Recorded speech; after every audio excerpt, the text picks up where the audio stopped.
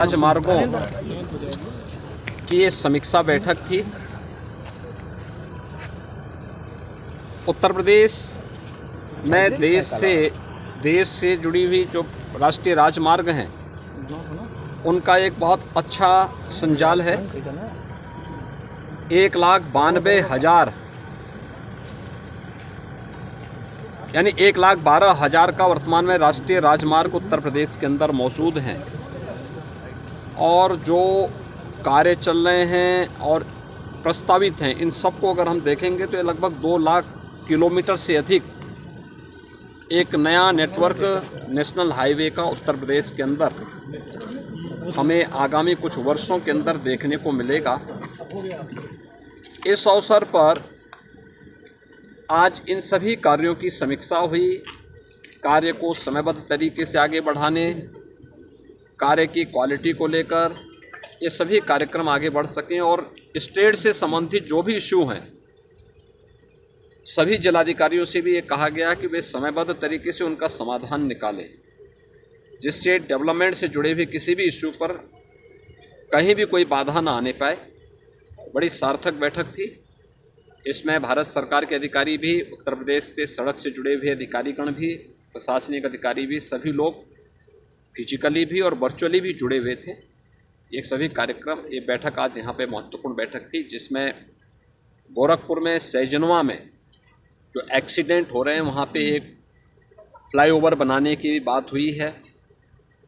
गोरखपुर का उत्तरी ring road बनाने की भी चर्चा हुई है और 2 अन्य जो महत्वपूर्ण मार्ग हैं गोरखपुर से जुड़े हुए, गोरखपुर से सिलीगुड़ी के लिए और गोरखपुर से एक शामली के लिए, ये सभी मार्गों की भी चर्चा आज यहाँ पे हुई है, जो आने वाले समय में उत्तर प्रदेश को और देश की जो महत्वपूर्ण राष्ट्रीय राजमार्ग हैं उनसे अच्छी कनेक्टिविटी और बेहतरीन कनेक्टिविटी देने में सफल होंगे और प्रधानमंत्री जी का जो डेवलपमेंट का विजन है इसको प्रभावी ढंग से जमीनी धरातल पर और भी प्रभावी ढंग से उतारने में। महाराज जी, विधानसभा चुनाव की अगर बात करें तो अप्रत्याशित जीत हुई भाजपा की, क्या कहना है? देखिए, प्रधानमंत्री मोदी जी के नेतृत्व और उनके मार्गदर्शन में जनता जनार्दन ने प्रधानमंत्री मोदी जी के नेतृत्व को स्वीकारा है, उनके डेवलपमेंट के मॉडल को, गरीब कल्याणकारी योजनाओं को और भारत की छवि को वैश्विक मंच पर स्थापित करने के उनके प्रयासों को हर एक स्तर पर पब्लिक ने स्वीकारा है। आज मध्य प्रदेश में भारतीय जनता पार्टी की सरकार फिर से रिपीट हुई है। राजस्थान और छत्तीसगढ़ में भारतीय जनता पार्टी को जो भारी बहुमत से इन राज्यों में भी सफलता प्राप्त हुई है, कांग्रेस को जनता ने मात दी है।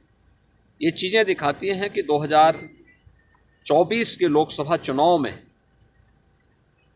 देश की जनता तीसरी बार भी प्रधानमंत्री मोदी जी के नेतृत्व में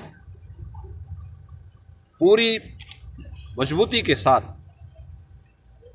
भारतीय जनता पार्टी को सपोर्ट करके तीसरी बार भारतीय जनता पार्टी की सरकार प्रधानमंत्री मोदी जी के नेतृत्व में देश के अंदर लेकर के आएगी।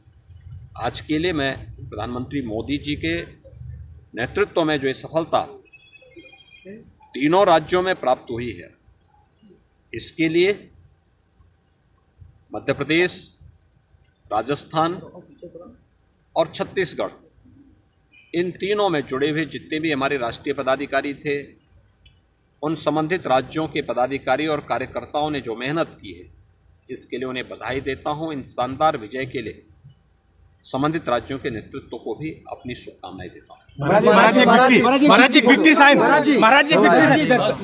तो जिस तरीके से आप पीछे दिखाइए उत्तर प्रदेश के मुख्यमंत्री संबोधित कर निकल रहे हैं, जिस तरीके से आज बीजेपी की जो एक बड़ी जीत है तीनों राज्यों में, और आगामी चुनाव है तो बीजेपी का एक सेमीफाइनल था, तो बीजेपी से काफ़ी बेहतर तरीके से देख रही थी, उसमें आज बीजेपी बहुत सफल रही है।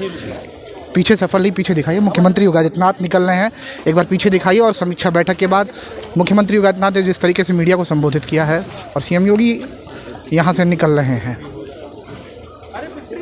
मुख्यमंत्री योगी आदित्यनाथ जिस तरीके से बीजेपी जीत के बाद आज गदगद है, तीनों राज्यों में बीजेपी को जीत मिली है।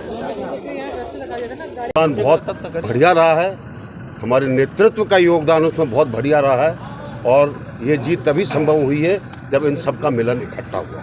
तो उन सबको बधाई, आप लोगों को बधाई कि भारतीय जनता पार्टी इतनी अच्छे तरीके से जीत कर आई। सर विपक्ष और राहुल गांधी को क्या कहना चाहेंगे? कुछ नहीं, उनको कहने की कोई आवश्यकता नहीं, अपने आप देख रहे हो, जनता ने कह दिया।